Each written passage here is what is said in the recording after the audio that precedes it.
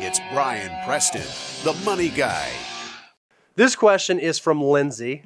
She's out on YouTube, and she says, what are your top 3 non-financial habits that you practice? What are your top 3 non-financial habits that you practice? Okay. I got these. So I'm going to start with go mine. Steal. I know why you're going first. Yeah. You go steal all mine. Of course I am. Because guess who you probably have Benchmarked them from. Okay, so here are my 3. Number 1, these are in no specific order, but I'm going to tell you the order in which I thought of them. Number 1 for me is exercise. Probably the single most important thing that I do on a daily basis for my own mental health is I try to work out or exercise every single day, or at least 5 or 6 days a week. Because for me, it keeps my body healthy, keeps my mind healthy. It allows me to clear the mechanism, clear the the craziness of the day, clear all that out. And there are benefits of it. I'm healthier and I sleep better and all those things. So for me, one of the single best financial habits that I get in is I exercise. That's number 1. All right.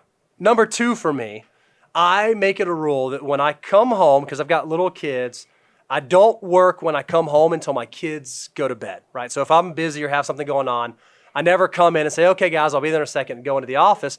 I make sure that I devote specific and pertinent and poignant time with my kids every single day. So when I walk in the door, I'm not financial advisor Bo, I'm not money guy Bo. I immediately jump into daddy Bo and focus on that because it's real easy to take some of the stress and weight of what we do home.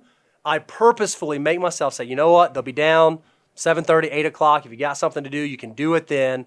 So I make sure that I give my kids specific daddy time every single day. So here's the 2 big ones. I think I make sure I drink 226 ounces of water a day, and then read 4 books a month. I love it. Awesome. We'll talk to you. We'll see y'all in 2 weeks. That is obviously not true, but that's what all the gurus and so I'll be real with you. Here's the things, and look, some of these, I wish I'd have developed them. I do have every morning. I have some quiet time, sure, and I do. And look, we don't hit you with politics, religion, or anything.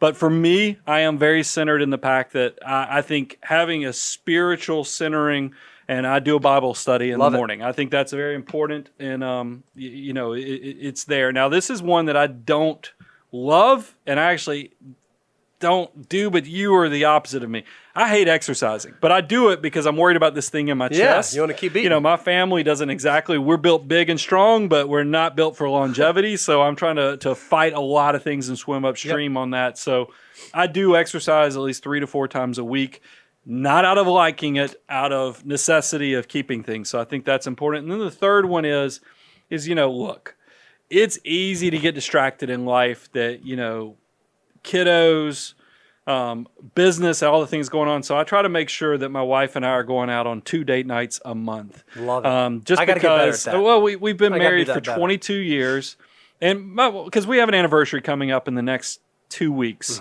and my wife was like, she was trying to last night. This was just last night. She's like, is it 22 years? And I was like, yeah. And she goes, oh my God, that's old. Oh yeah, I was like, it doesn't feel like we've been married that long, so I think that a lot of the reason that it still works and it's still good is that we don't center the life around the kids. We do make sure that we're taking time for ourselves because y'all know I have a special needs daughter and then I have a teenage daughter, so it's easy to let those things kind of take all of the oxygen in the room.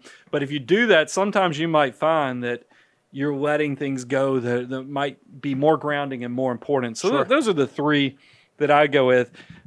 Maybe I shouldn't have poked fun at the water and the reading. But don't you feel like all those coaches tell you that they how do. Many books? I will say I'm in this low, because I didn't ask this, but a lot of people ask about my low calorie thing and my caloric deficit that I'm doing. I do drink a ton of water now. I actually feel better. There's something to consuming more water. But you know what? We'll save that for a future show.